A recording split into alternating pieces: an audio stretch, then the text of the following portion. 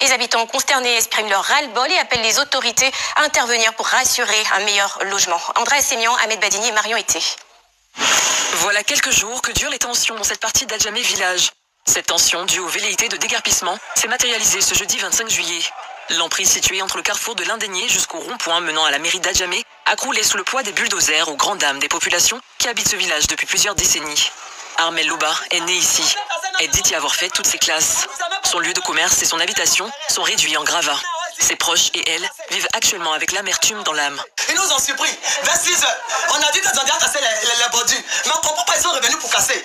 Dans le temps de 50 compte là, on n'a pas pu faire sortir les affaires. Matin, c'est ce matin, qu'est-ce que t'as pièce sous mes yeux? Et puis on a fait sortir. Donc de l'autre côté, on n'a pas pu sauver quelque chose. Ils ont cassé tout. Là-bas, il y avait une chambre vide où ils gardaient toute ma marchandise. Parce que c'est responsable commercial. Tous les produits des gens, marchandises des gens, ils ont cassé barrette main dessus. Oui, la marchandise qui était là-bas, c'est 1,9 million. Maintenant, le sac où on fait le point de nuit, tout est versé. C'est maintenant si on t'a cherché à ramasser les choses des gens. Est-ce que c'est normal? Je me débrouille, je me prostitue pas, je travaille. Tout mon village me connaît en tant que responsable commercial. Aujourd'hui, là, ils m'ont endetté. Est-ce que le gouvernement va me donner un travail?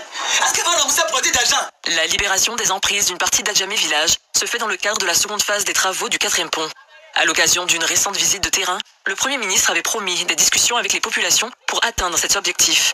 Selon les habitants de ce village, la libération de ces emprises devait concerner uniquement 13 mètres de part et d'autre, selon l'information reçue par les autorités.